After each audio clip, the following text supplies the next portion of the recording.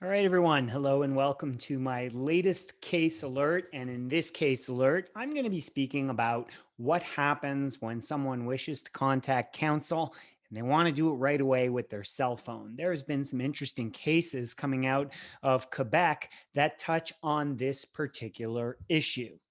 The case I'm going to be talking about specifically is a case called the Queen and Tremblay, and it involves a breathalyzer sample at the roadside. It's a good decision from Quebec, and it's an important reminder of the first point that I want to make. All of us in the English speaking world need to do a better job of keeping up on what's going on in Quebec. The Quebec Court of Appeal, in my opinion, and I read their decisions regularly, is one of the better appellate courts in the country. And they often have a unique take on a question, which means you can usually find some interesting discussion about legal matters that you might not find in the usual run of Ontario, Saskatchewan, BC, Nova Scotia, whatever.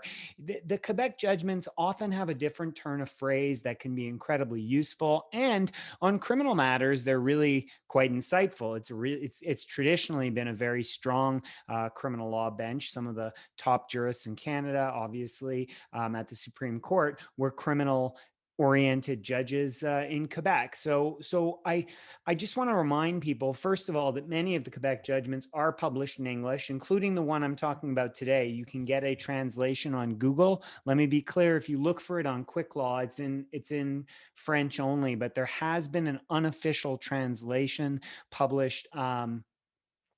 Online on Canley.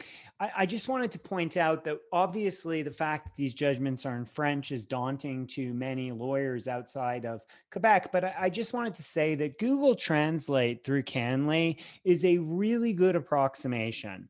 Let me say that it's not perfect, okay? But as a French-speaking lawyer myself, I often use Google Translate just for sake of efficiency because it's faster for me to read the judgments in English. But whenever I read or wish to cite something, I will go back to the original French translation. What I found is that the Google Translate version is a pretty good way to get a sense of what's going on in the case, and it's often quite accurate.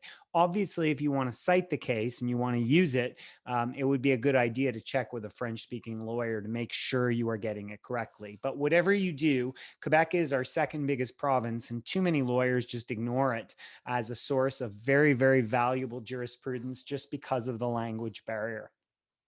Now, the case in question concerns the right to counsel, and especially the words to contact counsel without delay.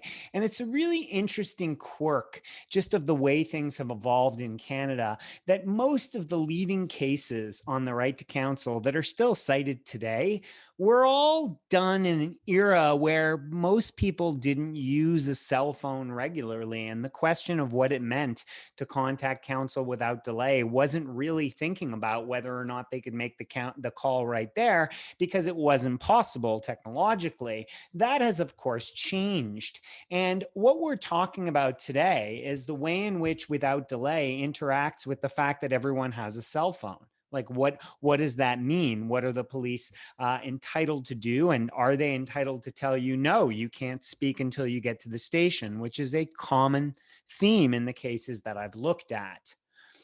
So can an accused insist on speaking immediately? And more importantly, will it be a charter violation if the police just refuse and say, no, you can't. We're not going to let you before you speak to the police, before you get to the police station? The best that we have right now is a Supreme Court decision called Taylor, at least from the Supreme Court of Canada. There are other provincial decisions on point. Taylor says you don't have a right to a specific phone or a specific call at a specific time. However, in adjudging whether or not the police gave you first reasonable opportunity, they will consider all the circumstances. That's really as far as Taylor goes. What I like about Taylor, and these are two phrases you want to have handy, is number one, that constitutional rights have to be limited by urgency. The police just can't say it's hard, it's too difficult, we don't want to do it that way. That is not a good enough answer. So the case arises in this particular situation is sort of like this. It's an ordinary garden variety impaired stop. They give the caution. The accused immediately asserts the right to counsel and asks to use the cell phone right away. And, it's all ready to go. And the police say you can't for a variety of reasons. Now, let me stress that not all of these reasons are conveyed to the detainee, but certainly in defending the Section 10B application, there's just a variety of reasons sorted. But the most important, and the one you'll hear the most, is it's not our policy. I know how much you love it. I love it as much as the next person. It's not our policy. I love that, whether it's a salesperson telling me why I can't get a refund or the police telling me why you can't do something that seems very sensible. It's not our policy. I don't really care what your policy is. I'm sort of like, does it comply with the Constitution? Yes or no? Let's just say all the courts had no time for this one. It's not our policy. Good on the Quebec courts. They were like, no, we're not even considering that one. Then they added on things like this. It's too dangerous by the side of the road. There was some snow on the ground. And, arguably the most compelling was we can't ensure confidentiality. You might drink, you might do something. We need to keep a monitoring. I don't know. So that these were all the things the police said. The trial judge didn't agree with any of them. So what happened when this case went up on appeal? The case was decided by Justice Doyon, and they looked at all the arguments. This was a Crown appeal, and this was a Crown appeal where the Crown successfully obtained leave because it went from the provincial court to the Superior Court, and they obtained leave. And let me tell you, it's beautiful for those of you who feel like the Crown always get the benefit in these types of cases. The Quebec Court of Appeal just stomped all over the Crown's arguments and said these are not reasons to delay counsel. In a nutshell, they said this. I love this quote at paragraph 40. We have to remind courts that it's not about the effectiveness of the call, because quite frankly, at these roadside stops where you're about to get a breathalyzer sample, there's, as you know, not a ton that counsel can do, but they can certainly comfort a detainee who's sitting there for over an hour worrying and provide some degree of comfort. And this this accused in this case was there for over an hour waiting for a tow truck. And that's very nerve-wracking for someone. And the police are just like, no, you can't speak to counsel at this time, even though you have the right to do so. They disagreed with the Crown, who put forward an argument, I kid you not, that the accused should never be allowed to call from the roadside because it's not reasonably practicable. There's too much going on. You can't assure confidentiality. And the court was very dismissive of this idea, and rightly so. It's just nonsense, quite frankly, and it's easier for the police, and it does draw a bright line. We'll come back to bright lines, but the idea that it should never be allowed is just flawed. There's no constitutional reason for that. Justice Doyon also disagreed with the other proposition that the presence of the cell phone forces the police to allow it to be used, refused to go that far, and instead said it's a consideration. So in deciding whether or not it's a reasonable opportunity, you've got to take all the factors, including the presence of a cell phone, into consideration. The part I liked the best was they relied on Taylor for the point that I suggested earlier. The Crown can't just rely on assumptions. You can't say it's dangerous. You can't say it's this. The truth of the matter is that although the burden of proof is on the accused to show that the right was not conveyed promptly or without delay, once the accused is able to say, well, I asked for a call and I didn't get one for another hour, in a sense, the evidentiary burden shifts to the Crown.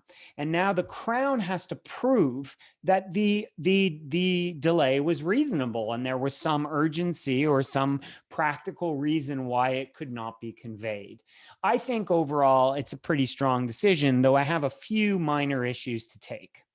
So my thoughts are, as I said, that it's a largely positive decision. I do think it's good that the Court of Appeal dismissed the Crown arguments and said that it's up to the Crown to actually prove why the right to counsel could not have been offered to this particular accused. I will say this. So obviously, I like the fact that the decision places a burden on the police. right? If you show you have a cell phone and the client asks to speak to a lawyer immediately, it's up to the police now to thoughtfully consider how a cell phone call can be made. And this case, I think, stands for the proposition that blanket assertions of it's not our policy and we don't like it and we didn't think it was confidential will need to be explored. And quite frankly, it's the Crown's burden to prove that this was not done in the circumstances and why. And that's really important. That's what I think is so good about the decision. I will say this. I wish the court had been a little clearer about how these considerations would be weighed. The court refused to set any fine line. And while I was skeptical earlier in this case alert about the idea that, there should be a presumption that if you have a phone, you should be able to use it, or sorry, the blanket assertion, sorry, take that back, of the Crown that, well, it's not practicable, that sets a nice bright line. I do like bright line rules. And I wish the court had come along and said, well, we're going to set up a bright line rule too. If the person asks to speak to a lawyer and they have a cell phone, we're going to presume that that should be allowed unless the Crown can justify or the police can justify. And I think a presumption like that would have been better than just saying it's a factor to be considered. Quite frankly, in most cases, it should be permissible. To be clear, there will be situations where it shouldn't be. If you have reason to believe that it's a situation where the accused is involved with accomplices or can delete data from their phone, it depends on the nature of the case. There will be some situations in which it's a bad idea to allow the accused to call from their cell phone. However, I do think that allowing a call, monitoring the call from the outside with the windows closed, is a reasonable way to proceed. I don't see why that cannot be done. Even allow the police officer to type in the phone call number and make sure that the right person has answered and that it's a lawyer. I think a presumption would have been a useful thing, and I think it would help guide police a lot more than just saying it's a factor. So if you get a case like this in your jurisdiction, push for that. I want to thank Diana Sitoyanu, who gave me this case, and I want to encourage everybody, if you have cases that you'd like me to cover, let me know, because there's some good stuff in there. Thanks so much to everyone for listening to this. I hope it was interesting for you to learn about this important decision from Quebec. Have a great day.